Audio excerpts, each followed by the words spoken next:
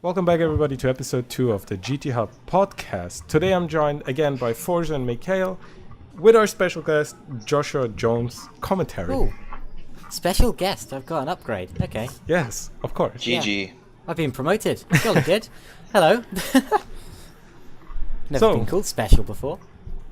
In events of the race that happened yesterday, or 2 days ago and yesterday, which was the Spa 24 hour, this podcast is gonna revolve around the Spa 24 hours mainly, and some other topics at the end.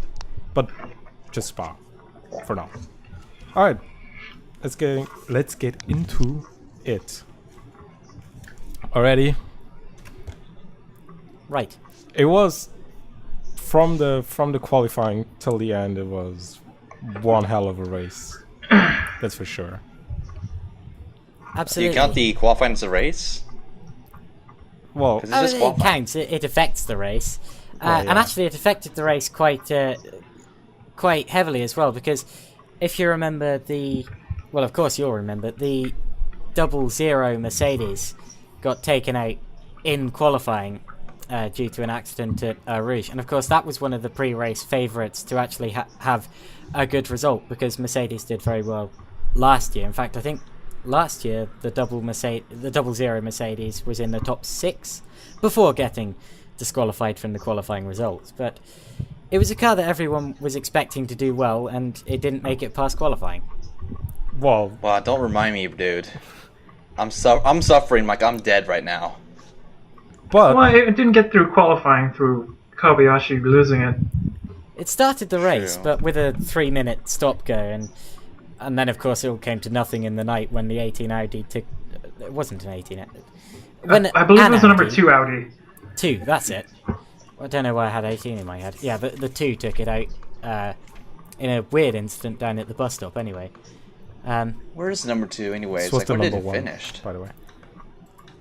just before number 3. Or not. And a WRT Audi. There, I fixed it.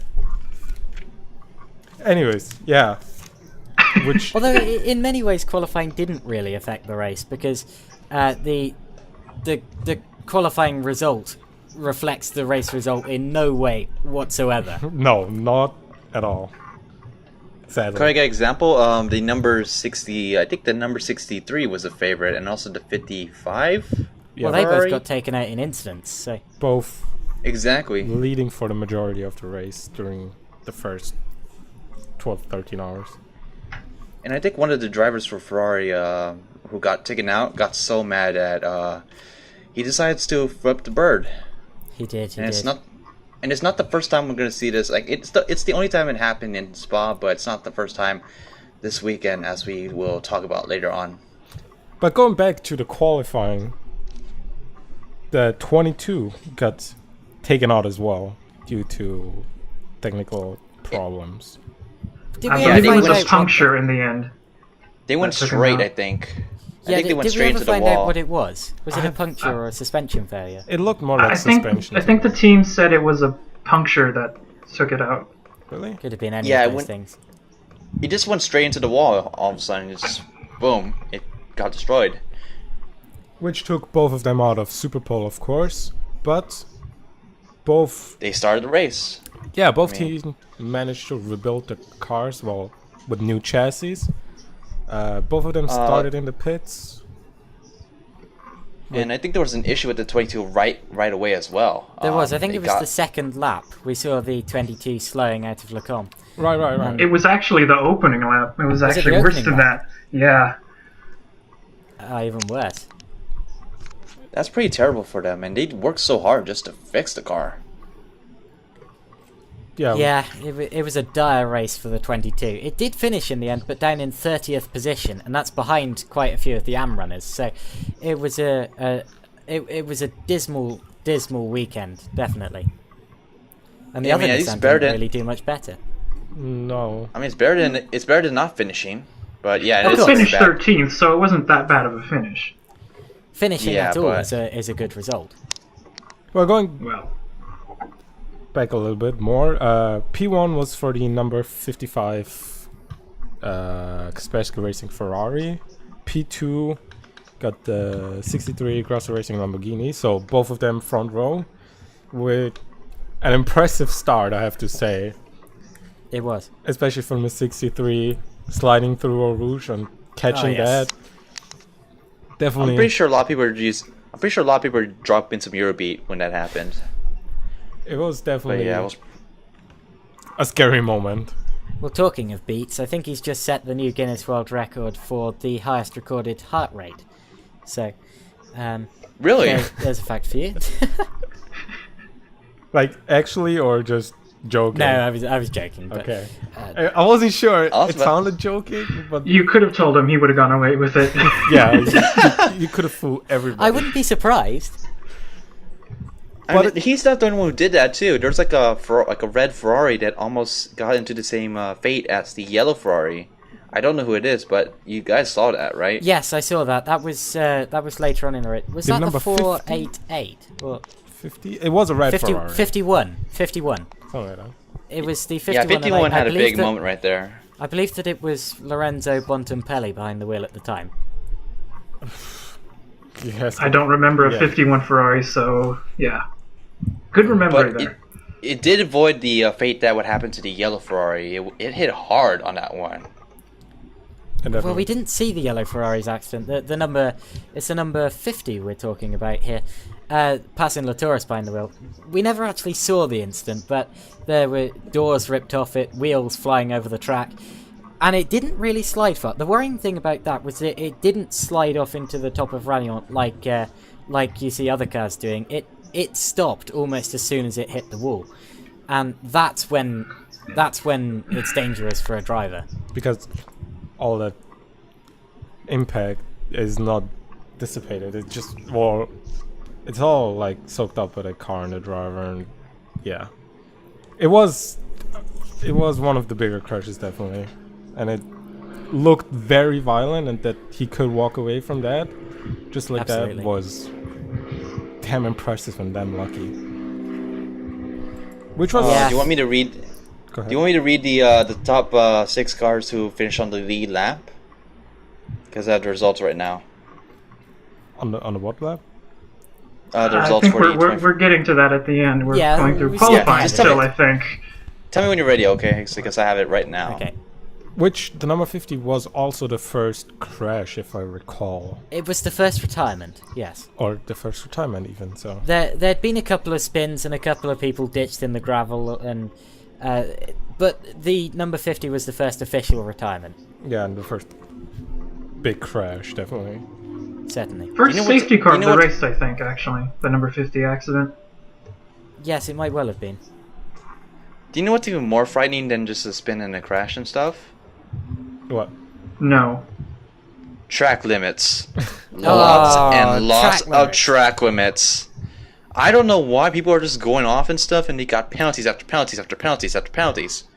Now, I found an interesting thing on Twitter. I was showing the others this, Penta, just before the podcast started. Have a look in Motorsport Media. That's the section of the Discord group. Have a look at that graph. That's the 24 hours of Spa penalties. You can see just how many penalties there actually were. The 117 Porsche, 5 minutes and 23 seconds of penalty. If they hadn't got that, they would easily have won the race. And that just shows the importance of keeping your racing clean, especially early on in the race. Wow, that is crazy. But compared to the many times we've gotten stop and go penalties and drive-throughs or mini drive-throughs, that's not like, I don't know, it looks like not a lot of cars, but it's probably all of them. Well, actually, there's only one car that didn't get a penalty, and that's the 59 McLaren. And the number 50, I think. The number 50, No, the 50 got a penalty, Ferrari yeah. didn't, but that's only because it didn't Oh, yeah, actually yeah. race, so yeah. That is Yeah, it is the McLaren. It's the Strata. I don't know if I can't say the name, but it's Straka Racing Straka. McLaren. Straka Racing. Yeah, it was the number 59. It didn't even finish. Like it basically, I think did 95 laps of racing. Well, you could Yeah, say that but about every 95 McLaren, laps without a actually. penalty, especially with what everyone else was doing, that's not bad. No. True. Then again, that should be the normal. It should have been, yes. I mean, there's like one incident with the Jaguar. They missed. I think they missed the pit, and they got a penalty for that. I don't know who was it. It was the 14 of... Yeah. I think at the time it was Stefan Ortelli, I believe it was at the wheel. Which, trying to But yeah, think of that was a safety car violation. Yeah, Yeah, so they got a penalty for that. The whole field was being put through the pits due to the number 50's accident, and he just thought they were making regular pit stops and he didn't need to pit, so he stayed out and got a deserved penalty for it. So, I don't know what happened there. Maybe the radio wasn't working well enough, or maybe they just didn't inform him, but it seems like a weird mistake from the team. I heard an interview, weird thing there. and I think they said they had radio problems. They told him like 2 times, and he didn't like respond. That would have been it. That would make sense then, because in his interview he seemed to like not even understand why he had that penalty. He was really angry about the penalty too, which is kind of a bit odd, considering Yeah, why that he wouldn't was have been the driver's penalized. fault. No. Well, no, the radio problem wouldn't have been his fault, but when he was explained what happened, I would assume he would kind of understand why he was penalized. But I mean, it was. Oh, I think it was a dangerous situation at the top of Eau Rouge. Cars working, Debris. marshals working. You know, if he doesn't see them and hits them with going 80 kilometers an hour, it could have ended way worse. And let's well, not forget, it wasn't Radion is a blind violation corner. of that part. It was he just passed the safety car. It wasn't him speeding under safety car. It was just him passing the whole field, which put the whole field a lap behind him. That's what the Well, he penalty gave the was places for. back. Well, yeah, with the penalty. No, I think he gave the places back on the road. Did he? I didn't see that. Yeah, behind the safety car. I think he did. Oh, okay, I see. Some of them, anyway. From then on, it has been fairly quiet. Nothing like major. There was a safety car period because the number 17 Audi had a little incident and crashed. That was it basically for the daytime. The number 17, yes, Jamie Green behind the wheel. We didn't see that one either. That was coming out of Bruxelles, but it looked as if he just possibly dipped a wheel off on the exit, and he'd gone in rear and front, Yeah. and that was the end of that. It looked repairable, actually, although we don't know what happened on the inside of the car. Of course. You It could was, see it was done on the spot. It had right rear suspension damage, so it couldn't be moved anywhere. Yes. and no wing. Well, there's you could always that. continue to the Yeah. pits without the wing, but he couldn't with his right rear suspension completely damaged. Do you know what I also noticed? There's also rain. There was. But there's always rain at Spa, so There wasn't much this year. Compared to last I mean- year's last couple of hours manic, there really wasn't much this year, just a bit of a drizzle overnight. I mean, at least there were lightning too. I think yeah, some quick people thunderstorm, caught it. nothing to worry about. Yeah. There was a I was period actually- of like 5 minutes where it rained fairly hard, but Yeah, but it dried up rather quickly. It was a relatively warm weekend. It rained heavily for 5 minutes, and then it was a wet track, but that allowed the 63 Lamborghini and the 55 Ferrari, and I think the number 90 Mercedes? Yes, it was the number 90 Mercedes. To stay out on a wet track on slicks, which was a really good gamble on their part, but kind of a two-way street, actually. I have to say. To be honest, Go ahead. it doesn't even matter for some of these guys because they will get wrecked later on. So Unfortunately so. Yeah, but I've watched the 63 on board the entire time it was running, and Christian Engelhardt, who was at the car at the time during the rain, on slicks, he did a tremendous job handling that car in the rain on slicks. It was very, very nice to see. All right. Yeah, I wasn't. I didn't see that part of the race. I was asleep at that point. But from what I've heard of it, they did take a gamble, but Engelhardt controlled it very, very well. Yeah, it was a masterful drive by him at that point because the track was a bit wet and everyone else was coming in at the time to put on wets, but he stayed out on slicks and held it for, I think, 3 more laps than both the 55 and the 90 did. So he had a huge gap on those guys when he came in for his stop finally. Yeah, at that time they were running very well during the night. Yes, well, at that time it was the 55 and the 63 out front, wasn't it? I think Yeah, so. It Yeah, had been for a very long time. yeah. It was that- just- In fact, it was since the that- start of the race, it had been. Well, the number 90 was the one lurking in third as well. Yeah, and it actually finished third as well.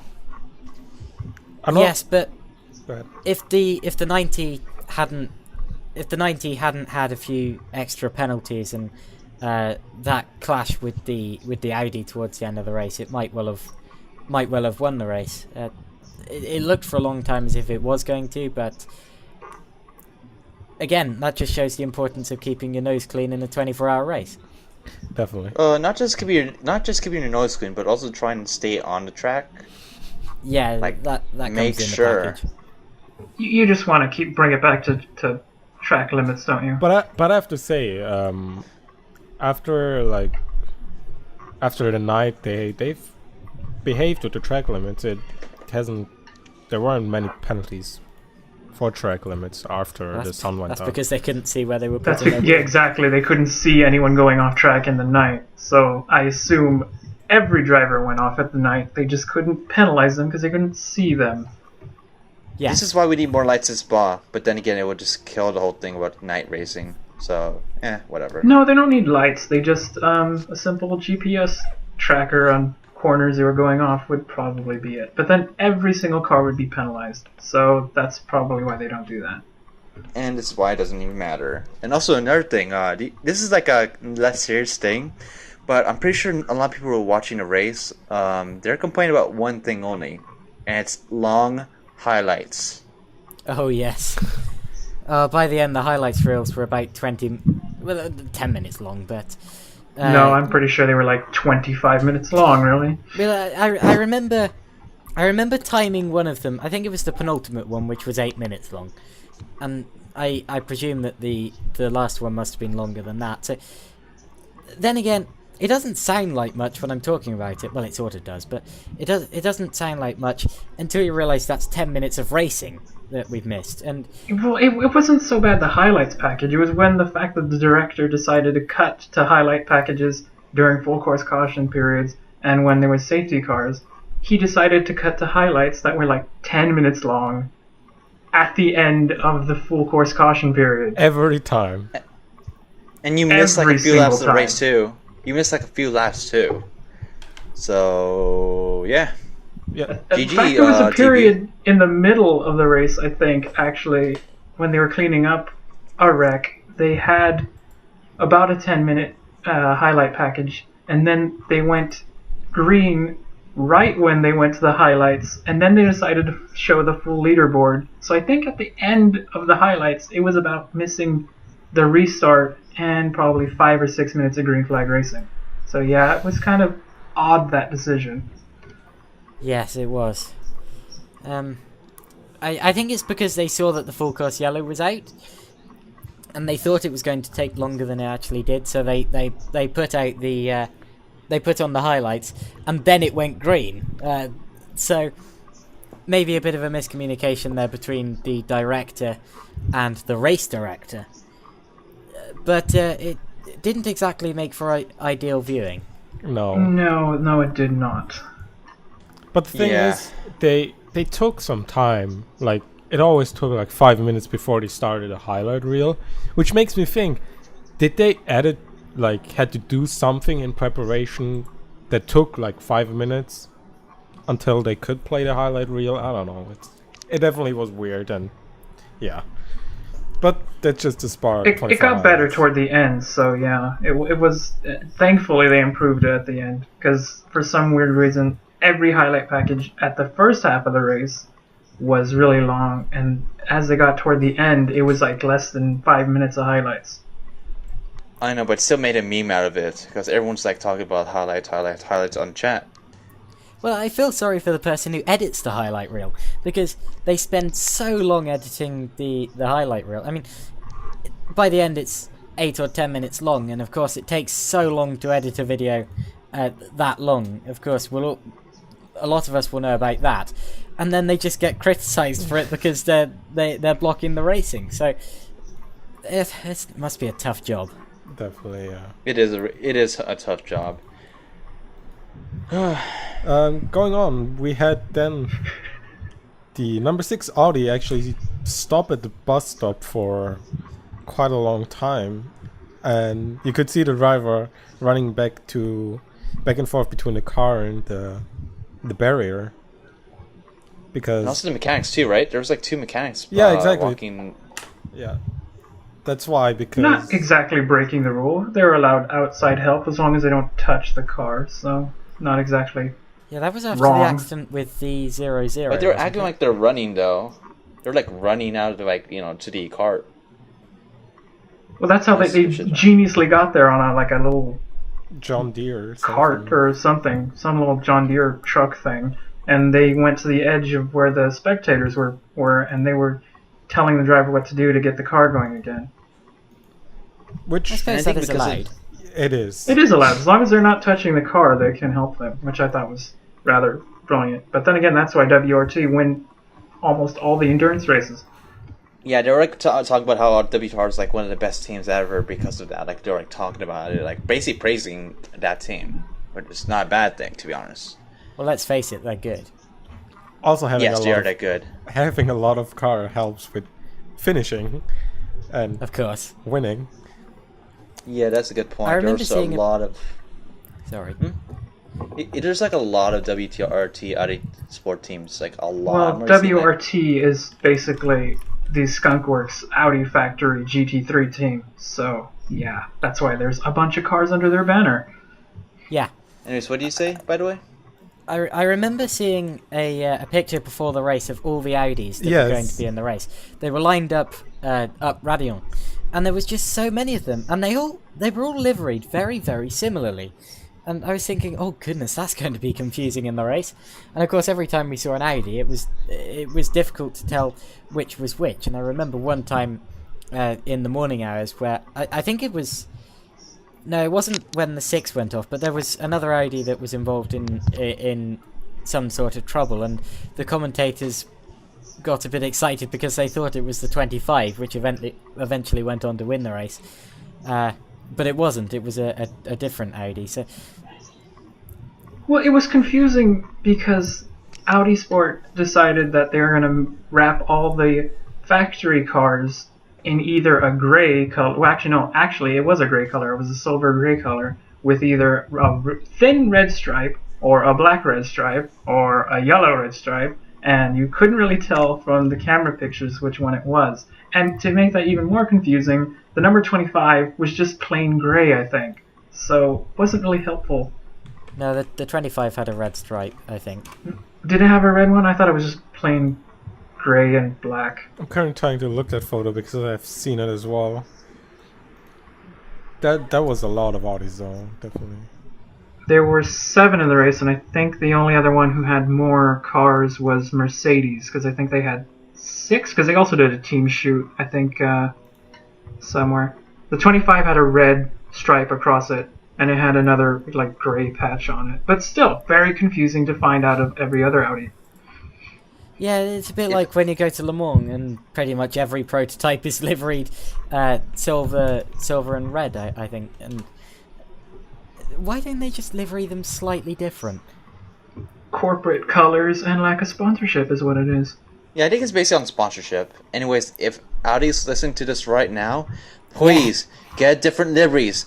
Like seriously, different liveries, because you have like so many Audi Sport, WRT. Like, there's like a lot of like Audis. So you gotta at least have a different, like at least make it like you could do like a stripe or whatever, but just do different colors, like or like something like pops out. Well, in a Well, lot yes, of them, do the it. stripes are different colours. Just They're hard to they tell don't though. jump out as much. Yeah. Yes, like the Mercedes AMG colors, their simple thing is a tiny little stripe across the top of the car and along the sides of the car, but they're all different base colors and they're different flashes of color. So you can tell that they're factory Mercedes cars, but they have different colors.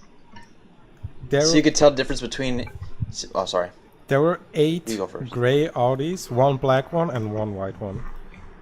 Oh, right. That's the Wow, problem. really Germanic color palette that then. Here's one example to make it right, though. Like you have two Mercedes, right? There's one that is a Battlefield 1 Mercedes, and it's like kind of like a brownish, I think, brownish color, It was copperish bronze, yeah. Yeah, it was sort copperish of brown. copper.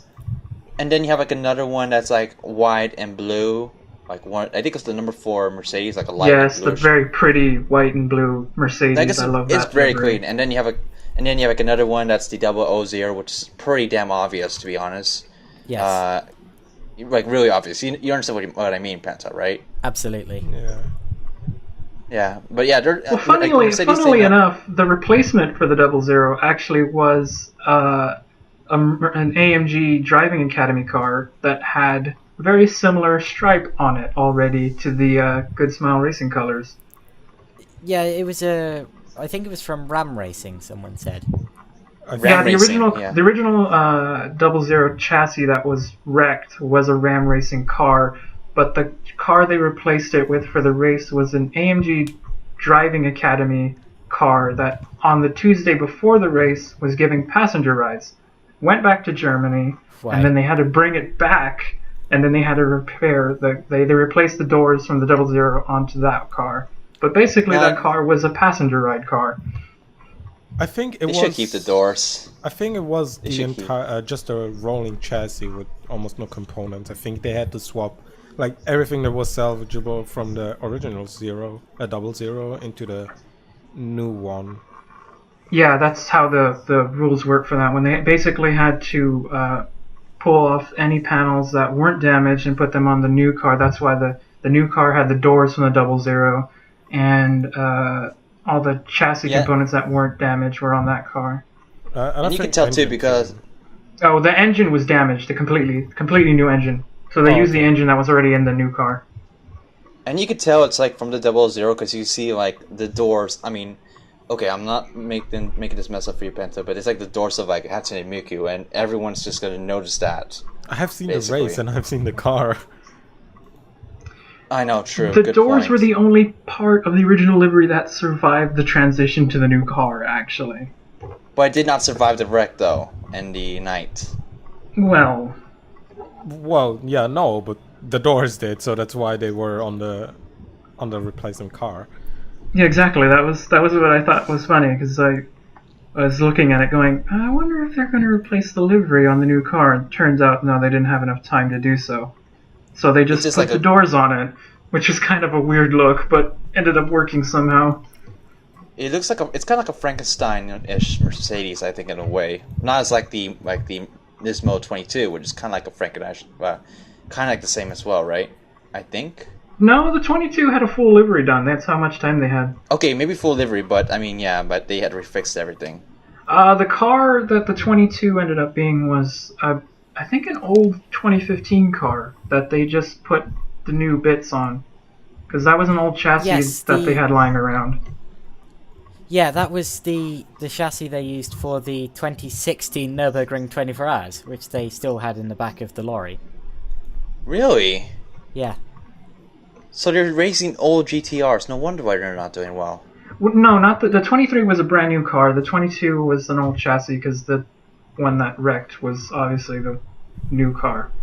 Well, it's just Well, new-ish Oh. car. it's just a chassis, so it doesn't really impact performance because again, you have to swap everything that is salvageable to the new one. To the Yeah, new but chassis. the engine from the 22 was also used in the Nürburgring 24 Hours 2016.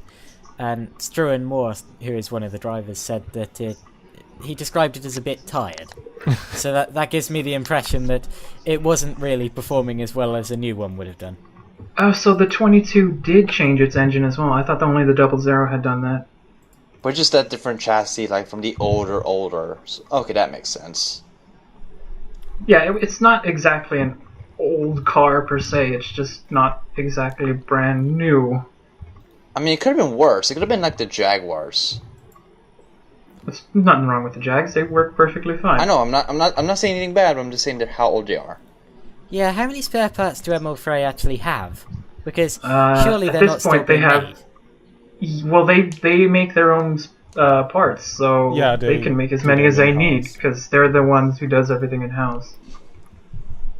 Yeah, but with such an old car, and now that they're trialling the RCF in the GT Open as well, I'm wondering how much they actually care about the Jaguars now, and how much work they're going to keep doing on the Jaguars.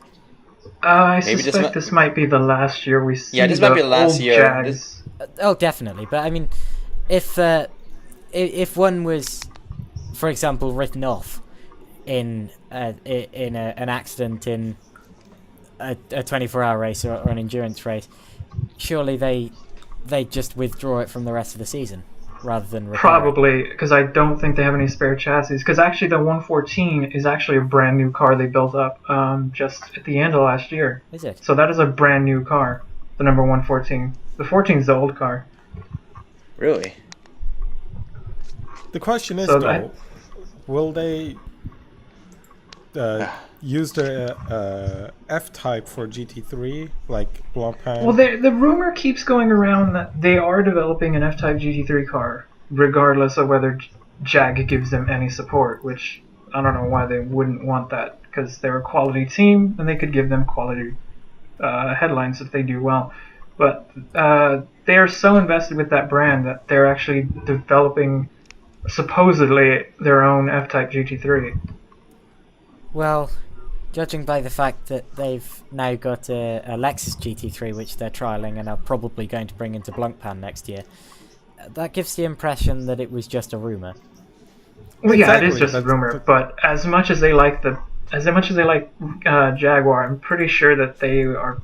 It's on the back burner, but it wouldn't surprise me if you saw a combined program sometime in the near future, possibly with the RCFs and the Jags at some point. It wouldn't surprise me. Or maybe both. Like, Or both, yeah. A car each, possibly. although that would probably be kind of... Well, you see it in the 24-hour Kinda series with Vortex. I mean, Vortex run two different types of Vortex at each round. So. Well, yeah, but that's easier to do because the Vortex is just a chassis with a body on it. Like, Yeah, and not like two different engines. But we'll see. It will be interesting. Same chassis, same engine, different bodywork. yeah, I actually hope that happens because as much as having them run the Lexus and Blancpain is a good idea, factory support as well. I think they have from Lexus of Europe, but I don't know. I kind of like them having the independent Jags because it just provides another level of interest to the grid. I agree. Alright, going... Yes. So, Sorry. Real quick, going over after some of the other crashes, like real quick. So, we had the number 6, then the number 84 HB Mercedes had a crash. That was the Lamborghini. The Battlefield 1 livery car, I think. Mercedes, yes. Yes. The Battlefield 1 car, right? Yeah. yeah, the number 84 HTP car, yeah. It was the orange one, yes. I like how people is make what I'm told the color is. I like how people make memes about not memes, but they're making fun of like the car like after it wrecked, like Battlefield servers down or whatever. We had Pretty a lot hilarious. of banter with that one, yeah. Then we had the number 88 on the tires, which was another. Which one was it? The 88 or was it the 80? No, it was the 88 because the 89 had a different problem. Well, both the 88 and 89 retired. I just don't remember why the 89 retired. Yeah. Wait, is the 88 the one with Tristan Vautier? No. The number 88? Yeah, It says Vodier was there. in the 88 ACA ASP Mercedes, yeah. Yeah, because I heard that everyone was complaining about him like during his interview. Not to make fun of him, but they were complaining. I think it was the sound. I think that was a little weird. They were complaining about the sound of his voice, which Oh, isn't yeah, a very yeah, nice thing to say. Like it's kind of rude, but you know, it's sometimes kind of true for a little bit. But yeah, I feel bad for him on that. So yeah, What 88 happened? hits the tires and retires after that. Somebody got made fun of during an interview because of his quote unquote horrible It voice. was Tristan Vautier, and in the Nismo chat, people were making fun of his voice, which in the is Nismo rather chat. Oh, mean. that makes sense. Yes. I thought you meant I thought you meant in the press room, which would have been really really. No, rather the rude. press making fun of him would just be beyond mean. That would just be inappropriate. Yeah. That would be rude. That would be super rude. But anyways, to the Nismo TV chat, please chill when you talk about someone's voice. I know it's a little weird, but please chill. Please chill Okay. in general. I had too much to do moderating this. chat. Exactly. Yeah, sorry about that. But yeah. Anyways, keep going. So that was the major part. It's been quiet after that for a while until the number 3. What was the car? Audi. I It wasn't Eddie. Yeah, it's an Audi. It's an Audi. Had. Oh yeah, no, sorry. We're still in the night. Number 3 Audi hit the 00 Mercedes before the bus stop, which first of it was a big crash, definitely. It was a weird one. Yeah, Yeah, the camera angles did not help determine what happened in that crash at all, whatsoever. They don't know how to camera, basically. I'm wondering whether there was something wrong with the number 3's brakes, whether something snapped under braking, because the car did seem to veer suddenly to the left. Yeah, it turned violently left into the 00, so I think either a suspension component broke on it or something happened, because it just pulled straight to the left really hard. yeah. Right to the left. I'm pretty sure it was mechanical failure because why would he just go to the left like that? Yeah, because it wasn't a driver error, because it was just way too odd of an incident for that to even be an issue. Exactly. He It could wasn't have a gone corner, on the it was a grass on the straight. right. He could have gone on the But he- grass on the right, but we didn't see any of the telltale. No, the white camera lines. didn't show any sign of like dirt or anything in the air, so he It was on the very track. dark. Well, that's true, but at that corner before the bus stop, there are lights there, so Yeah. it's just an odd crash. I don't really know. It's just sad for both crews, especially since they showed the WRT crew and they were just in tears the whole time. Yeah, I noticed that too, and I actually feel bad because I was actually like, okay, to be honest, I was actually like mad at Audi real quick during that whole incident. But when I saw the crew like crying, I was like, yeah, I should feel bad for them too. They worked way too hard for this, and that happens. Heck, it's probably not their fault. They just have an issue. Yeah, Right? I don't think it was like a driver error. I'm pretty sure it was a technical problem. Yeah, and of course, as much as you should feel sorry for the Audi team, the 00 was the innocent victim in that as well. And you gotta feel Oh yes, that's true. really but sorry you for can't, them. Yeah, Absolutely. you can't split up the favorites. I mean, both of them. It was a terrible accident of both of them, Of course. especially the 00. I mean, feel this sorry for proves- the Ram guys because that's the second car they have to rebuild, and I'm pretty sure Mercedes isn't going to be happy they wrecked one of their borrowed cars either. Yeah, I was thinking last night, it must be so hard on a driver having a nap between stints or going to the toilet or something like that, and then coming out to find that your car's been totaled and you've got that far into an endurance race. It must just be the most awful feeling. And I think that's gonna happen to every driver who has like from 36 from down, all retired. Oh, it happens. And we're not even done with. Yeah, it happens. And we're not even done with this too. We still have like a lot more to go, right, Penta? Kind of.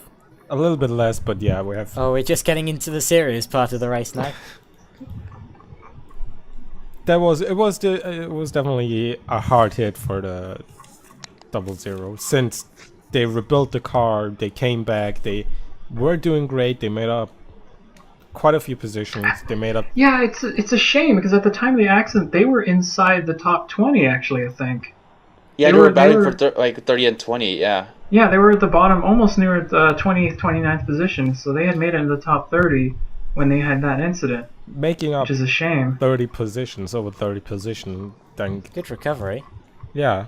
And they were part of that 3-car the party, the pits where we have the 22 and the 77, if I recall. Well, let's not forget they have Kamui Kobayashi behind the wheel, who of course holds Yeah, the, who was holds the lap driving- record at Le Mans. So He He's he a- was he's a driving quick at the driver. time when the car crashed both times, which was actually bizarre. It's an odd coincidence that. well, the first It's one real- looked like his fault, and the second one certainly wasn't. No, it wasn't. I was just mentioning it. This is kind of odd that he was the Yeah. one driving both accidents. He has to be sitting there going, what luck do I have to do to not crash in this car? Well, there was It's someone really bad luck Someone for- else I noticed it's- like that as well. Can't It's remember. just pure who. bad luck. Yeah. for all What was I that? know. And I hope that Good Smile Racing could at least learn their lessons from 24 hours and then, do better. Because you have another race to look forward to. Fiji? Oh yeah, Fuji that's a Speedway. good thing. This weekend they're back in action at is it Super Fuji? GT. Or is it yeah, it is Fuji. The Fuji 500 kilometers, yeah. But that'll be a different story for another day. But yeah. That's for next week. Yeah. All right, then. Anyways, more retirements? How did the number 53 Spirit of Race Ferrari retire? I didn't see that one. We're about to come to that. Okay. So we had some rain and a few spin-outs, I think, after that. And then the heavy rain started, which, again, we talked about earlier with the top 3 cars running on slicks the entire time and staying out of wrecks, which was impressive to see, especially taking curbs and rain and all that. It was some good racing definitely during that time. That's basically some Spa Masterclass racing right there. Yes, definitely. And then we had Like, an incident between the 53 and 43 correct and the rain. I totally forgot about that. 53 and 43. What cars are those again? Ferrari and McLaren and Ferrari. Oh no, now I No, remember. the 43 went off on its No, own. the 43 Yeah. went off its own. Yeah, now I remember because I have both written down wreck and rain. So yeah, both taking out separate in the rain, which was very unfortunate for them. McLaren is doing especially bad, I would say. They had like Well, Spa's not their it's an track. odd. Well, no, it's not just particularly Spa because they were running well last year before mechanical issues took them out. This year they just don't have the pace on the new Pirelli compound for some reason.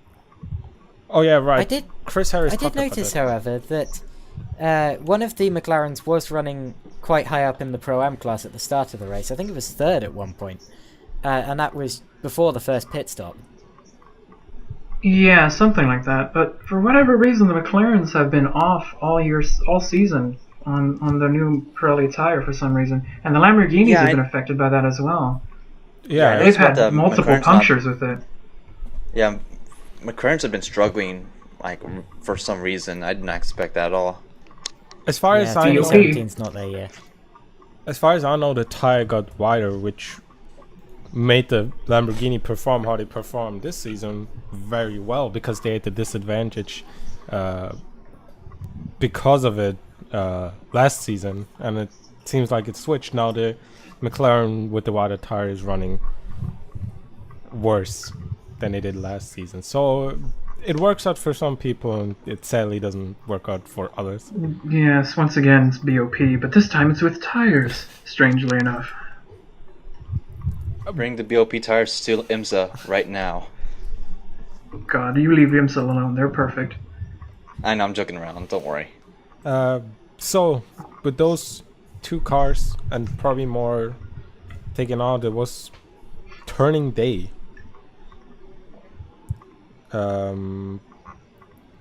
which then happened in the number 90 taking out the 55 and the 55 Ooh, this is hitting where it the wall. gets this is where it gets fun here, Yeah. ladies and gentlemen. Because the 55 running, or both actually running fairly high. Yeah, they up were the- both. They were both, and I think the number 90 was leading at the time. I think the number 55 had just came out from a stop, and I think it was about to be lapped or something. I can't particularly remember the. At that point, I instance. believe the 55 was effectively leading from the 63 Lamborghini, and the 90 was just with the 55 because of the pit stop rotation. So the 90 Yes, was that was what it effectively was. third. I had it the other way around. Yes, you're right. And then the 90, for some reason, decided to go for a very optimistic dive up the inside of the 50, or the 55. And I really don't think it was on. A kind of move like that, at that stage in a 24-hour race, I mean, they were still 10 hours from the finish. So, a move like that at that stage, I don't think was ever on. And the 55, unfortunately, was the innocent party in it. Broken steering, off it went to Eau Rouge. Yeah, it was a very clumsy accident as well, because it wasn't Yeah. even like they were moving very quickly at that point. The number And 90 rather lazily just sort of drove into the side of the 55. Especially at that And the corner. reaction. Yeah, exactly. This is a very odd incident that this should not have happened. Well, I've seen dive bombs at La Source before, but only usually at the very start or the very end of the race. I remember in a Formula 3 race 2 years ago, when Marcus Pommer did it on Felix Rosenqvist, he actually got black flagged from the race for it, because it was just so clumsy. I actually don't know if the number 90 got a penalty for that contact either. I don't think he did. I don't think so either, actually.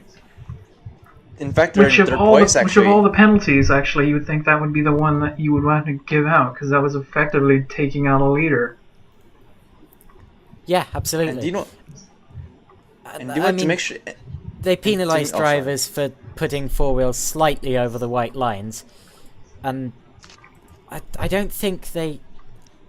I really don't think they're consistent enough with penalties, but that's a different debate. The penalty. Well, just to bring that up because you brought this thing up. It's that they have a new penalty system based on driver ranking, and I'm not sure who was at the 90 at the time, whether he was a pro or not. Because in the 55 it was a pro car, and if the 90 had the pro driver in it, then maybe that's why they didn't penalize the number 90 car.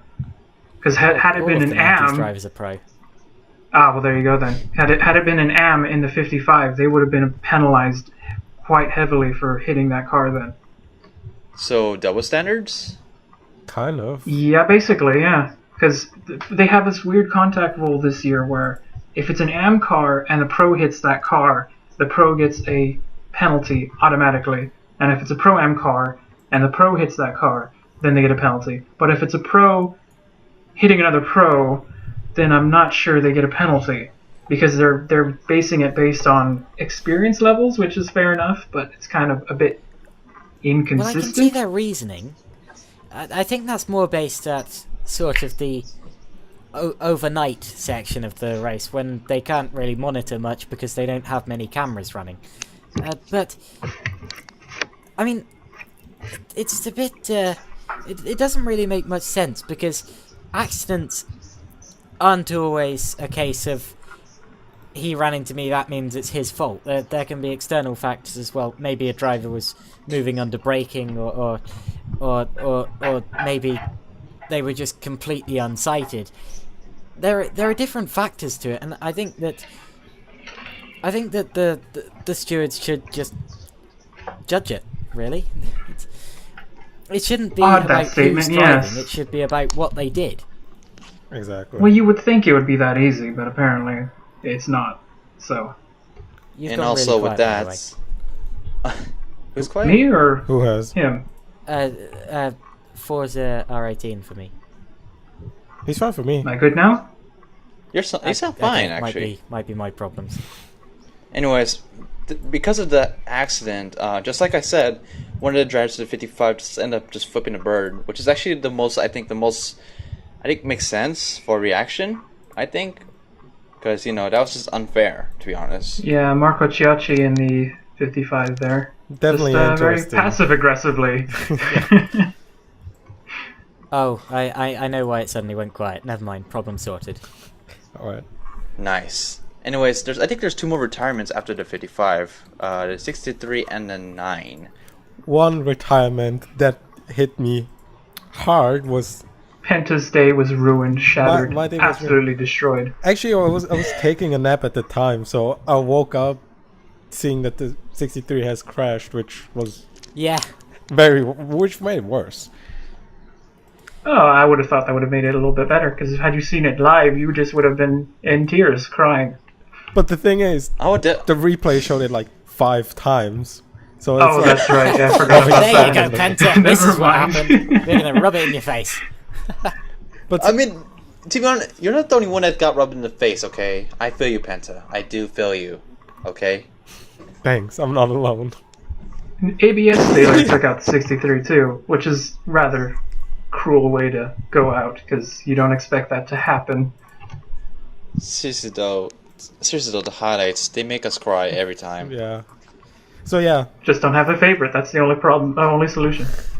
after 15 hours of running pretty much at the top for 95% of the time, the 63 with Christian Engelhardt at the wheel has an ABS problem, which made it basically hit the tire wall and made it retire.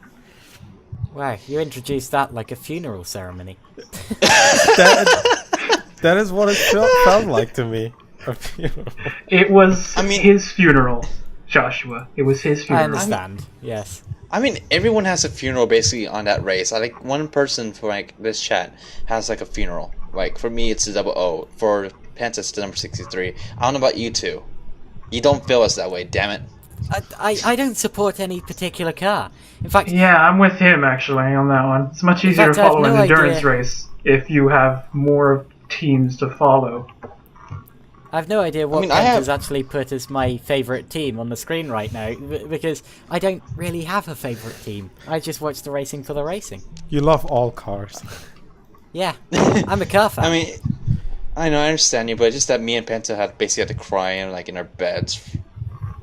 Like, damn it. Wow, you really took the 00 retirement hard, didn't you? But he wasn't alone. I was pissed. I was actually had to talk with a few people just so I could calm the hell down. You know what happened when I heard the accident? I almost threw my PS4 and my PS4 controller in the wall. I wasn't I was- that upset. I was upset, but I wasn't that upset. You almost threw away your PS4 because of a car crash that happened several hours away from you. It's No, it actually was- more like it was- several countries away from him. Yes. Yeah, but still, here's the thing. I actually followed this car like way longer past the Super GTNs and stuff. But yeah, it's really sad because this is a car that actually got supported by fans. So they actually had to pay for it. Yeah, that's actually an interesting. Oh, that's a good point, actually. understand. Yeah, I had forgotten about that. So people yeah, I paid can for this kinda car, and see that car the, is wrecked. Yeah, I can see the reaction there. And of course, there's a lot of reasons why people like that car, and yeah, a lot of people were not happy about it. Some people were happy about it, some people were not. But it basically blew up when that car wrecked, and it's the same for the 55, the 63. It hurts. The Spa never picks winners. It just hit everyone if they had to. So yeah, Spa takes no that's. prisoners. Spa's Spot not takes your no friend. prisoners. It's a proper endurance race. It's serious. It's bad to the bone. That's why we only have 35 finishers out of God Well, knows half how the- many. Half the field 35 didn't out of finish, 63, so yeah. yeah. Half the field is gone. And I'm pretty sure most of even those who finished still had to do there's penalties. Their cars are not working because there's I think the 35th place cars 416, which is basically 500 100 laps more than the winner that. Less than the winner, so yeah. Well, no just words to- really. Sorry. Just to put it in context, as I pointed out before this recording started, the top 3 cars started from outside of the top 12 on the grid, and the 4th placed car lost about 8 minutes. Over 5 minutes of penalty. So through penalties. So that shows you just how much a race of attrition this actually was. And do you know what's unfair? Guess who? Guess who? What happened to like? Because the third place car, the one who got third place, Number it's the 90. same one that took out the 55. So Yes, Yeah. that's why I was just sort of wondering so they got about rewarded if it had a so they got penalty or rewarded. not. So they basically got rewarded for taking the 55 out. God damn it! If you want to look at that way, sure. If you look at it that way, yeah, sure, but odds and evens, it balances itself out. Well, it's not like the number 90 wasn't at the front the whole time. It was the most consistent Mercedes besides the number 84 before it went out. So it Yeah, was at good the front the point. whole time. It's not like it just happened into third because it took out the 55 and had some brilliant strategy. They played their Yeah, good cars nice. They know what they were doing most of the time, definitely. And of course, with that kind of race, quite a big amount of luck involved. By the way, Experience yeah, counts at this race. That's why the guys who were at the front ended up being at the front. They know how to run this race. By the way, I want to tell to everyone in this, in the podcast, this is my first ever Spot 24. I have so many different feelings about this race, and I'm actually looking forward to watching this again. It's I can't Right. believe you've never seen a spa race before. first of all, Ah, yeah. I never. It's Well, just this year was my first Nürburgring 24. I mean, I saw the Spa Really? 24 last year, but this year was my first Nürburgring 24. I find that actually hard to believe. Absolutely hard to believe. And it really was. I mean, I did watch the 2016 race, but afterwards. And That still by, counts, though. But by It afterwards, counts. by afterwards, I mean half a year afterwards. Still counts. I'm you've still seen- counting you, it. you have seen it, so Yeah, you've seen I it, suppose so it's so. not your first Nürburgring 24. And Maybe I'm first sure the live- same thing happens to you as well. Although I did make up for it because this year's Nürburgring 24 I saw all of. So I got the team no sleep, and I Well, there you go. I saw There, the you've entire made up for it. 24. but I Stop shouldn't bragging. talk. I've only have seen. I think this was my third one, so What? My God, I've watched more than all of you combined. Then probably. Actually, no, I know I have. well, stop bragging, guys. I've got into like GT racing. That's not a brag. It's just true, actually. fairly I know. I'm just messing around. All right, before we get a little bit more off track, let's finish this up, which are two more wrecks. The number one Audi spins and hit the number 90 Mercedes. Did I write it down correctly? No, it was the number one Audi that spun the number 90 Mercedes. Yeah, that was right. Wow. Yeah, Damn. you had it the other way around. Yeah, So I and guess the Audi got the penalty for that one, but I really don't think it should have done, because if you have a look at the accident, I think I think the Audi was enough alongside the Mercedes for it to have counted. So I think that when they turned into the corner, the Audi was alongside the Mercedes. It got caught out by the curb a little bit, and yeah, it was. I mean, if you were going to put blame on anyone, you could put it on the Audi, yes, but I think that under the circumstances, a penalty really wasn't necessary. Well, I think the penalty was more along the lines of because it was such an obvious accident, so that's why they penalized it. It actually reminds me quite a lot of the accident between Verstappen and Ricciardo, but more on that later, I suppose. I mean we've been Yes. talking way more on the spa race. Like we're already like 1 hour. Just crossed the hour mark, actually. Yeah. Yeah. Um, Do you want to finish this thing up? yeah, I think last car out of the race is It's the 9. the number 9 Bentley, exactly, yes. Which The Bentley, as I like to call it. the Bentley. It's Well, more it like looks the like a bee, boat. so it's the Bentley. Actually, No, it's a boat. It's a nice boat. actually, Damn like it, the it's not a little- boat. Yes, it is a boat. It's not a boat. I mean, I think both the GTR and the Bentleys are boats. Okay. If you're gonna call the Bentley something, it's the Great White Whale. That's what it is. That's what the Bentleys are. It's still a boat. It's not a boat. Anyways. So, which then ends the race with... Oh, you forgot to mention Well, that was 6 the hours from the accident end, actually. between. Did there happen forgot- much after that? You forgot to mention Well, the that accident was 6 between hours the from the end, Kessel and then- Ferrari and the number 77 Lamborghini.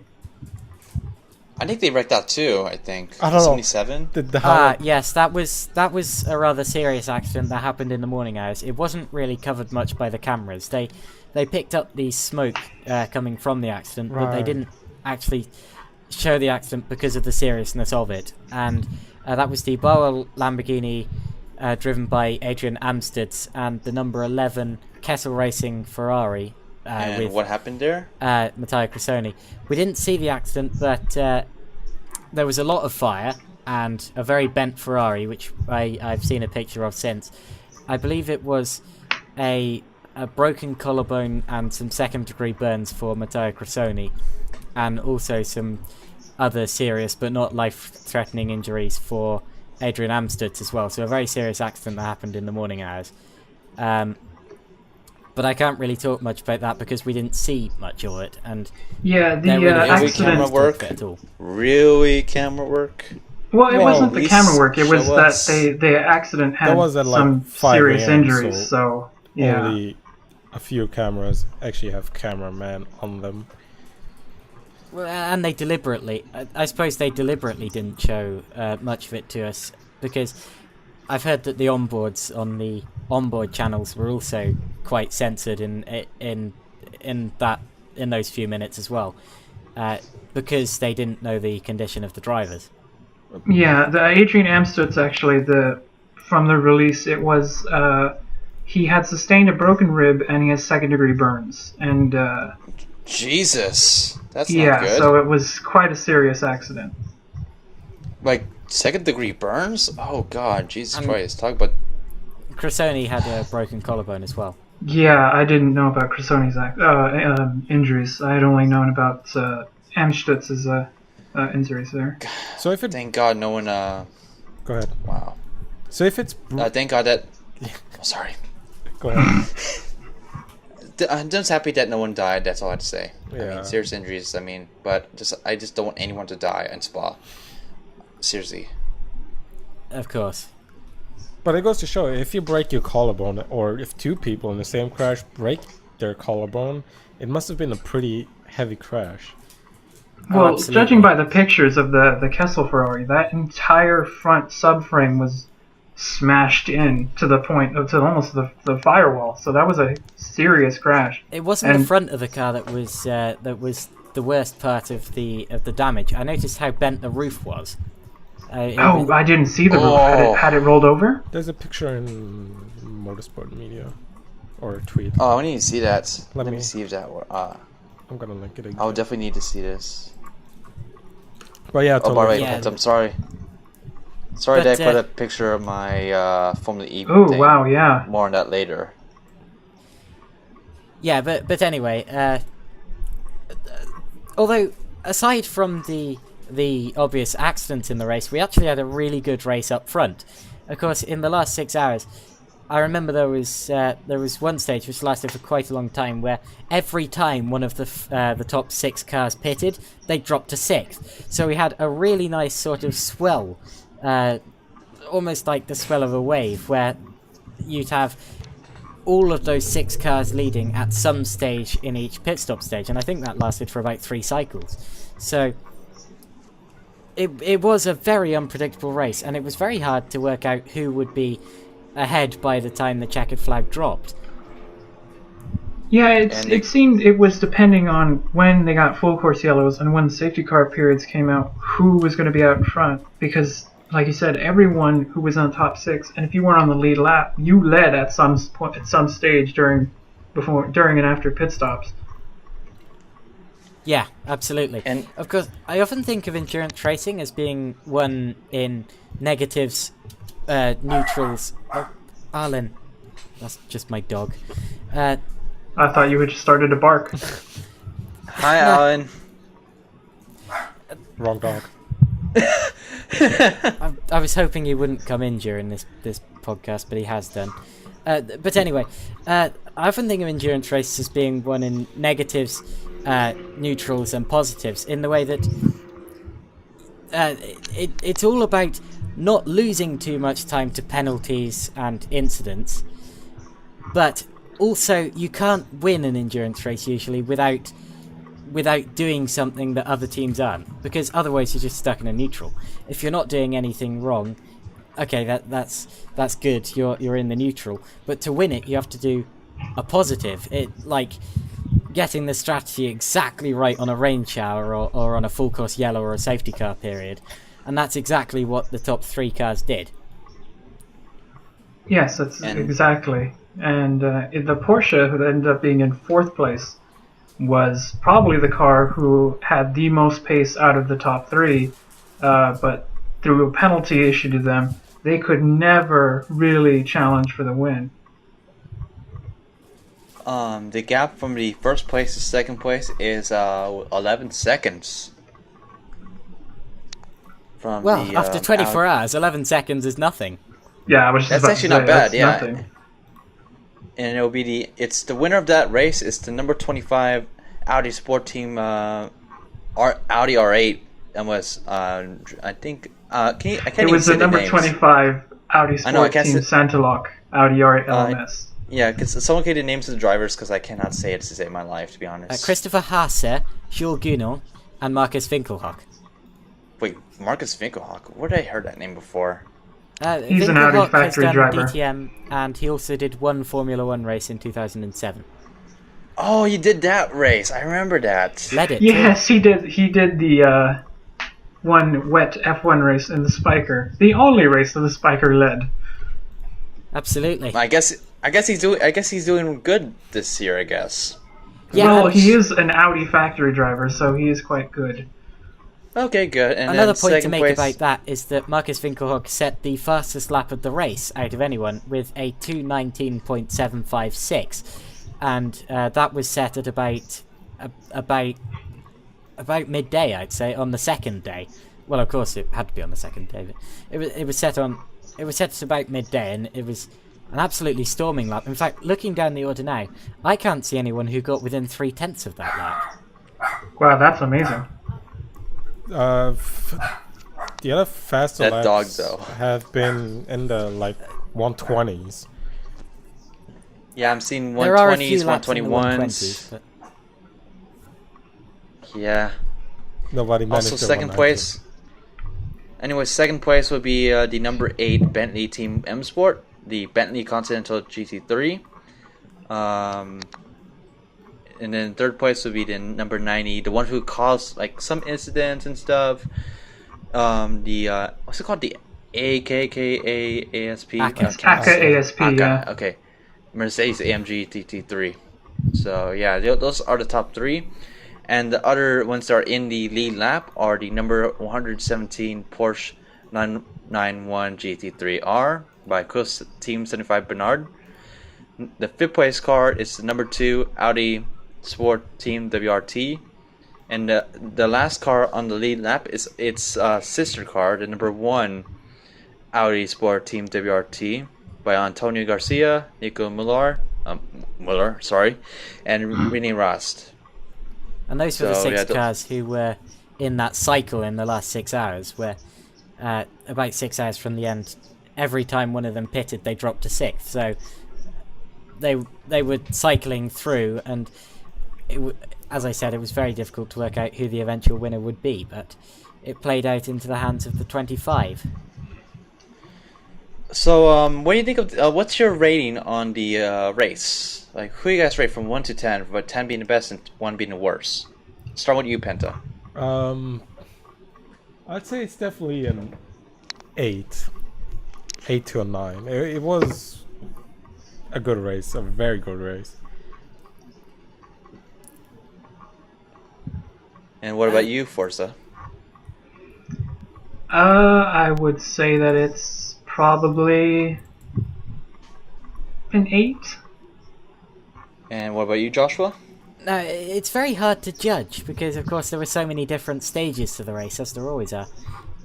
From what I did say, yeah, about 7, 8, or 9, around there. It was good. 7, 8, or I 9. give- Okay. I give it an A as well. A bit It's- wide, yes. I give it Maybe an a A as 6, well. maybe It's a a really 10, good. you know. It's a really good race, I will say. It's actually one of the more decent endurance races. Very competitive. A lot of action, really, and it makes me want to look forward for next year. Oh, of Just course. a note on the winning Audi. It was Audi's 4th Spa 24-hour win, and it was Santaloc's first win as a Audi factory team in a 24-hour race. Susie, congrats to the winners of that team. They worked very hard for that to do it. And also the winners of the other classes, who were the Oh yeah, 16, I forgot. the 16 Black Falcon Mercedes in Pro-Am, the number 888 Kessel Racing Ferrari in the Am Cup, and also the very small national group class, which was won by the 991 Speed Lover Porsche. The only one that was running at the finish. So is that Driven by really a some win? drivers with very long names. Drivers with very long names. Okay, that's just rude. The group national They class. were. The most pointless class in the entire race. Seriously though, this race is very difficult to do, to be honest. Like, you had to be Yeah. very careful. Very, very careful. Like, I was you thinking need the the other day, risk. I mean, I can barely do a half-an-hour sim race without having some kind of spin or accident. I mean, I don't know how they drive for 24 hours without doing it. Or, I'm surprised. yeah. I mean, I'm gonna give all props to those who finish, and also those who do not finish, but like have tried to do it. It's really, really difficult, to be honest. I don't think all 4 of us would last long. Heck, as a team, we're gonna have a hard time, unless we worked, we practiced. How do you think we do? How do you think we do as a driver lineup? Us 4. Pretty rubbish. Now that would be interesting. It would be a disaster. Strict. Yeah, it would be Honestly. an absolute disaster. Strict- We'd probably actually be the only true AM lineup in the car. I think one of us could end up wrecking someone because of it. One The of question- us. Yeah, the question would be who would damage the car more? Not me. That'd be an absolutely awful contest to have in a team. Which one of us This- can damage it the most? Considering I don't we even need- have my license, so Me neither. I don't even have a license either. it would end up terrible. We would wreck in the first lap and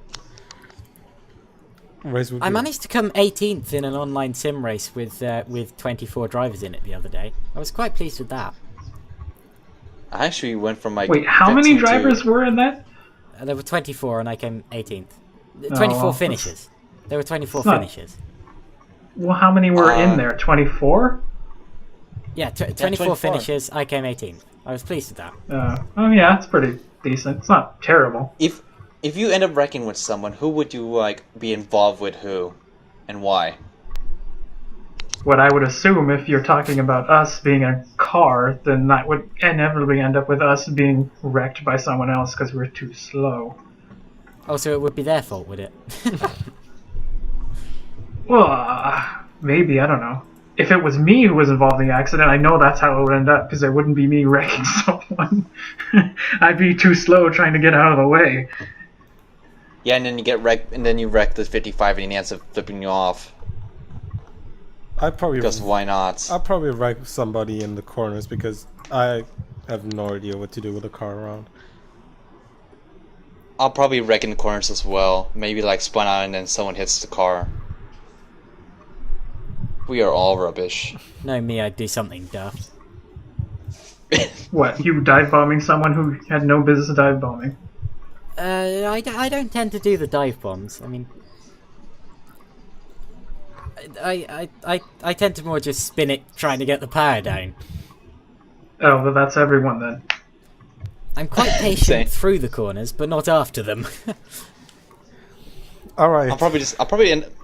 Wow, we just got This some has top gotten banter. off topic, but then again, that's what we did last week too, so, Yeah. Oh, where do well. we go next from here? You want to go for some Formula E right now? Yeah, let's go for some Formula E. I'm actually gonna be. I'm watching the first race actually right now. Right now. Yes, So right that's gonna be now. quick. Very professional, you. I'm watching the first one, so I have no idea what's happening. The first race I'm talking about. And before that, actually, we have like a big accident from a former, we'll call it former points leader, spoilers, Sebastian Buemi hitting the wall in practice. Is it Yeah. really a spoiler, though? Then again, people... But it was a hard hit, nonetheless. Well, you guys all saw it. The race has happened. If you haven't seen it and you're planning to see it, don't carry on with, or do carry on with the podcast. Just Well, at mute this the point- audio and let it run till the end. Yes, there Yeah. you go. So Turn the audio off. Yes. if you watch till here and now gonna turn off for formally, thank you for listening and we see you next week. Well, it reminded me very much of Nico Rosberg's accident in Monaco a few years ago. It was just the way he kind of pinballed off the walls. I suppose it was more like Max Verstappen's from Monaco. The way he kind of just Yeah, misjudged pinball the between corner. areas, yeah. Yeah. I think Because- he hit the wall. He hit the first wall, and then he was going straight to the Yeah, he other clipped the wall. inside corner with his left front, and then Yeah, it was And there was, just like- it was just a misjudgment. Everyone does it at some point. It was just a misjudgment. And there was like stuff flying everywhere. I don't know what. I think a part of the wall. I think. It was mainly just a tech styrofoam. pro barrier. Yeah. yeah, it was just a styrofoam barrier. So he has an issue with that, and I think it's going to affect him more once the race goes on too. I like the way you're talking about it in Well, you future really tense, as if haven't the race seen hasn't it. already finished. Yeah, Bruh. you're really Anyways, immersing yourself in this, aren't you? I watched this, and I'll explain why too. So what happened? I think in the first race, Buemi's having like issues like at the start. I think getting contact by one of the Andretti drivers. Yeah, it was Robin Frantz, unlike what Buemi thought it was. But Oh, yeah, yeah, More what on he that thought. later. yeah, and then Frantz, there's like Frantz went up the inside into turn 2. Buemi had nowhere to go because Maro Engel was on his left, but of course Frantz had no way to know that Maro Engel was on Buemi's left, so Frantz went for it anyway. It really wasn't anyone in particular's fault. It was just an opening corner incident that Yeah. slightly Is it- bent his wheel. and it's a very very tight circuit as well. And I think that Sebastian Buemi was, he acted very immaturely towards it as well, going up to, well, eventually Robin Frantz after the race and having a go at him. More for like it because- more like a walk down the pit lane, going, "Are you Robin Frantz? No. Are you on Robin Frantz? Well, No." he thought initially that it was Antonio Felix da Costa who hit him, so he went to da Costa first and had a go at him, and then He was like, what is going on? Like he was confused the whole time too. can you imagine that? Can you imagine an angry Swissman coming up to you and saying, "You hit me! What are you doing?" And I mean, how would you react to that? I imagine the same way Confused. he did. Yeah, He was like, it's not me. Like I swear. yeah. And of he Yeah, course. it was to- a and really then- odd one. I don't even know. And then he And then he- had his go at him. Then he went and had a go at Daniel Abt, and then he came back and was talking to Well, what da happened with Costa. Daniel Abt was quite slow down the pit lane. He was slower than the pit limiter, and I reckon he was told to do that by the team so that to try and slow Buemi's progress and increase De Grassi's point advantage. But then after the pit, after the pit stop, Buemi had quite an unsafe release right in front of Daniel Abt, and I suppose Abt just took his eye off the ball for a split second. No, I think what actually happened was that if you looked at the pit timings, you had to do your mandatory stop in 57 seconds. Buemi exited the pits too quickly, and the reason why he stopped before he left the pit lane was he was too quick. Yes. So if you looked at the time, he was exactly 57 seconds. That's why he slowed down. It also didn't help that Abt forgot to engage the full course yellow limiter.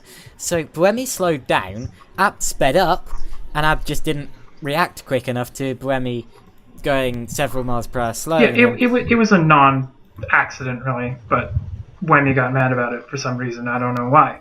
there wasn't even any damage. Exactly, Not that's that my we know point.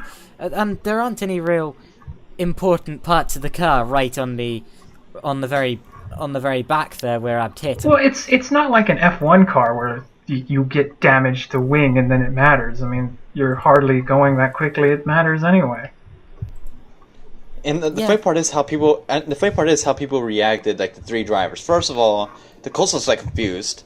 Robin like basically argued with him straight, and then he told him he's got his rear wing next race, which is almost as ironic as it was the next race. Ah, yes. And then App decides to not give a crap, and he's just smiling while Buemi's just fuming. Like, look at his grin. Like, not that I was angry at App. He was just like grinning though. Like he doesn't really. That's just Daniel Apt in general, though. Yeah, I said no, at he's. the time. Yeah, I said at the time, and Oh, what did you say? And Dario Franchitti said the same thing. It's very much like watching EastEnders. It's a very English reference of you there. Yes, it is. Well, yeah, and I think and then Buemi just called App a dirty driver, like straight up, and I was like, oh damn, I can't wait for the next race. It's gonna be like Buemi's basically like losing his his pressure's out of control. He can't even Well, yeah, he was basically. cracking under the pressure because the accident that happened in practice completely wiped out the car, so they had to rebuild a new car, which gave him a 10 grid spot penalty, and he was starting second, so he had to start from 12th on the grid, which is why he was even in the position to be run into by one of the Andretti's. So he was under pressure on that one. No, actually, I heard from some people in Reddit regarding to Buemi's team radio after the race. I don't know, it was during the race, but Buemi's complaining about the Costa, and he said he should go back to Portugal. Yeah, that happened. Did he really say that? Yep, I think people said it on the Formula E Reddit. Wouldn't surprise me if you understand French. That's just a rumor. That really doesn't sound. I know, but it doesn't sound like Buemi at all. No. Yeah, if it is though, I mean, we'll put it as a grain of salt. But if it is though, then maybe Buemi's just getting really pissed off that whole race. And as we check the the position on that race, the Garcia won, so he gained a lot of points on that. Well, he won and also won Super Bowl, so he got 3 bonus points. So entering the race, he was only 7 behind Sebastian Buemi. It was just and it got worse for Buemi too. It got worse for him because he got disqualified or whatever, and he lost more points. I don't know why that keeps happening. Only him and only that Renault car. It's second time this has happened to him. He's been DQ'd at the end of the race. Just miscalculation. Yeah. Well, no, the other one was tire pressure. This one was the car was too light. The weight. It was too light. Yeah, it was just both times. It's just team miscalculations. So yeah, I got lots more points. And anyways, I think the top 5 besides Degrassi is JEV, which is Vern. Sarzan. Jean-Eric Verne, you mean? Yes. Yeah, make it easier. Buemi, or just Jev. Yeah, we call it Jev. Buemi and then App. And I think the 2 that did not finish, or I think 3, is Duval, Lopez, and Highfield. I think Lopez had a big accident on that. I mean, not big accident, but it hit the wall, and it basically tired him. Hit the wall pretty hard, yeah. So yeah, that was race 1, by the way. We're going for race 2 next. And it's even more braking pressure for Buemi because it was at the start, and I actually seen this live too. It appears that Buemi got hit on the side by, surprise, an Andretti driver. But guess who hit him this time? It was Da Costa. So I think it ripped. If he'd had his argument with Da Costa one race later, it would have made sense. But anyway, Andretti pinball basically. Well, Stefan Sarazan had spun in front of the field, and everyone slowed to avoid him. They all backed up, and of course Da Costa just wasn't expecting the train of cars in front of him to be moving that slowly, and unfortunately for Buemi, he came off the worst from that.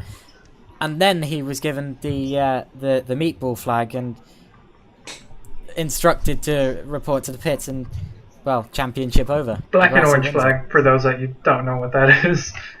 And then he was fuming. He was fuming on the team radio. Once he entered, you could just hear him screaming in I think French, right? Yes. Something. Yeah. He was screaming in French, oh my god, fuming. But yeah, he was not happy about it at all.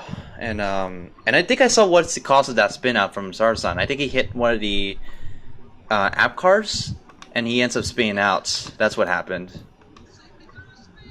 Something So, like yeah, that. I can't remember. I think he hit on the side of the car. That's why he spun out. I haven't actually Right. seen the race yet, just the highlights. So, God It was just an damn it. opening turn incident again, because on all Yeah. Formula E tracks they're just too tight. So yeah. Anyways, and I think a couple of things happened. I think like Prost is like didn't finish in Deval as well, for some reason.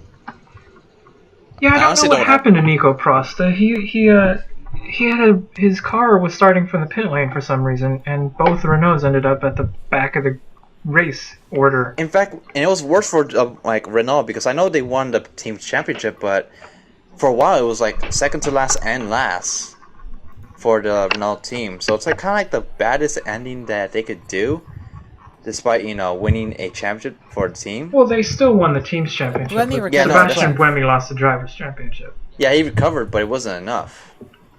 no, No, to be no honest, points for them. if Buemi hadn't been hit at turn 1, he might well have won the championship. Because the thing is, we've seen before what Buemi can do. If you remember the Buenos Aires E-Prix last year, Buemi started at the back of the grid and then came through to finish second. So from 16th, I think it was 16th, was it 16th or 14th? Or it was someplace around there that he started. From there, he could well have won the race, and that's what he needed to do to win the championship, by the way. Yeah, But- Sebastian Buemi is a driver who works well when he's on the edge, but his problem was because he had to defend the championship and he was starting in the back, he was just trying not to get run into and he was just being more cautious, and so he wasn't on the pace. Yeah, I think that again, it whole- was just a racing incident. Yeah, I think exactly that what whole that weekend. was. I think that whole weekend basically broke the back, like the camel's back for Buemi. Really, like from that accident to practice to what happened now, it basically ruined him, I guess, in a way.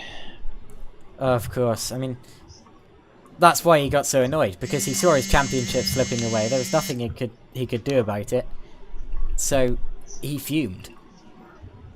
Basically, Yeah, yeah. he it was just snapped. He was literally watching his championship slip out of his grasp because there was no reason why he should have lost when he had 6 wins on the season.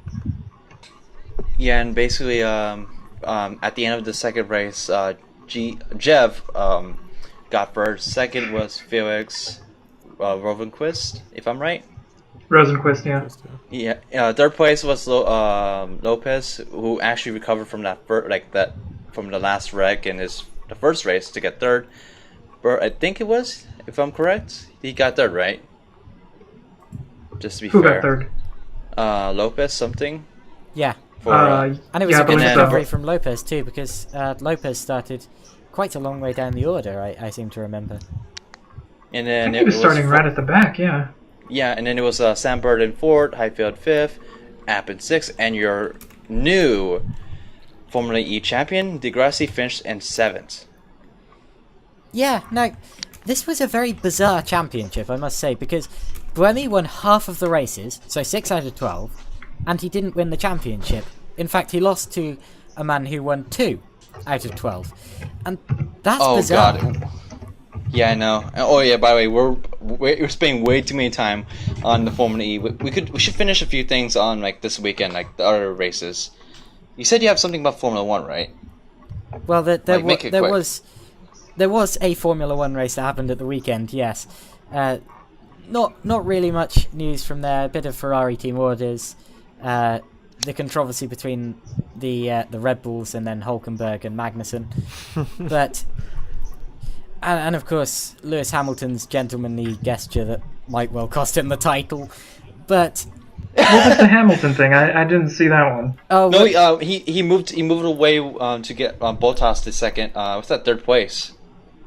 yeah, spoiler That's alert what if it you is. haven't seen the race, but Hamilton gave the place up to, but Bottas was running ahead of Hamilton.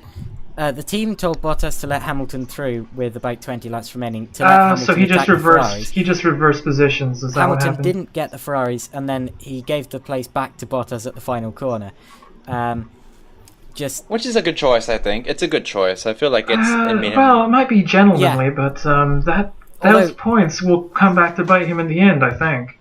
We'll see, Yeah, though. We he's- have like a lot of racing left anyways. And we're Well, at the he of all some people break. should know how close the titles come down to. yeah, last year's was down to 5 points. Yeah, exactly. We'll see, Of course, though. And, his, oh, yeah, his first title was won by 1. Oh, yeah, true. Forgot one more thing. Guess who got fastest lap in this race? Fernando Alonso. No Yep, way. he not only finished, I think he finished 6th, but also the fastest lap. So Absolutely, yeah, it was. And then his Honda engine grenaded because it was going too quickly. And meanwhile, he was laying down in some kind of a table, whatever. It was a deck chair, yeah. His post race antics were brilliant. That's the kind of thing that's going to promote Formula One. Just drivers with personalities like that. That's exactly what we need. That's what they have in MotoGP with Valentino Rossi, and for Fernando Alonso to be jumping on that train is a fantastic thing. seen you call. The old man, Valentino Rossi. Yeah, there's a bunch of Valentino Rossi stories like that I've seen on YouTube, but yeah, Fernando Alonso in a deck chair next to a picture of Fernando Alonso in a deck chair, just That is fantastic. brilliant. I need to see that now. That's just fantastic. That is wonderful. I've seen the sorry. I've seen the drawing on the concrete of him sitting in the deck chair. It was pretty cool. Like somebody. It was a drawing? I've seen. It was a painting, Yeah, yeah. or a painting. Yeah, on the floor. Where was this? Sorry. After the race, it was below the podium. Oh, it was one of the It's a podium parody things. of his. Yes, It's a okay, I get parody it. of I see. his Brazil 2016. Yeah, I know where Sunbathe. it comes from. That's just great. I didn't know it was one of the podium painting things. Yeah, it was just below the podium. That's fantastic. By the way, I actually got out for a bit because my mom just came in here, so we gotta finish this up quick. Yeah. Well, we're Okay, yes. we're done. So with that, we're gonna wrap it up. Thank you for. Yeah, let's. Go ahead. Oh wait, one more thing. What races do I have to look for next week? That's what we almost forgot. Ooh, what have we got? None of us have been prepared for this. Oh my you, god! You caught me completely off guard with that one. I need to wait. I need to wait for Ronnie's upcoming events list, don't I? Wait, hang on. I got Oh my god. Some. Sandwards. ADAC DTM. You don't need to Mars- watch it. It's just DTM. 88C GT Masters at Nürburgring. That's one to watch. What Oh, about okay, the Super, I think we have. And you you said have- Super GT, right? Yeah, Super that's GT on just- Saturday, Sunday, depending where you are. And we'll have to see if we have that same drama as we have from Mexico. Some races this weekend you have the both the NASCAR Xfinity Series and the Cup Series at Watkins Glen. There's really? The IMSA weekend So right at, turns? Yes, we have right right turns now? turns. Thank Yes, it's at God! Watkins Glen. You have the IMSA weekend at Road America, which is worth watching. Oh yeah. So So I guess no. So I guess we have basically the. a load of series I don't watch. Exactly. To your own I mean- fault, really. I don't know why you don't watch IMSA. Oh, I mean, I at watch least- IMSA. That's the one to That's Watch out that's for. what I said. I said IMSA's this weekend. Oh, I didn't hear that. Okay, apart from that, yeah. Road America. Yeah, IMSA's So- at Road America this weekend. Also, a quick So note: the IndyCar race was on Sunday from Mid Ohio, and Joseph Newgarden won. And today, out testing after his accident was Sebastian Bourdais in the Indy 500. Fantastic. So I guess we have. So since NASCAR is going to be at Watkins Glen, so we could talk about it next week. Probably. Yeah. I mean, it's a road course, so I guess we're fine. Because I didn't want to talk about what happened at Pocono. I don't even know what happened at Pocono. I honestly don't care, to be honest. It was just Kyle Busch winning. I don't even. Were they at Pocono? First win of the season, though. That's all I know. No, but that means he's only Pocono's going to be his only real track that he likes. He's won at like every track. No, but he complains nowadays because he was like, not, like since like the All Star race, he was like, not a real track every time. Bugs me, man. It really bugs If me. you say so. I haven't been paying attention. All right. On that Same note, too. we're gonna wrap it Yes, up. on that note, we're ending. Thank you for listening again. Hope you enjoyed it. We're gonna see you next week, at the usual. Thanks for watching. Bye.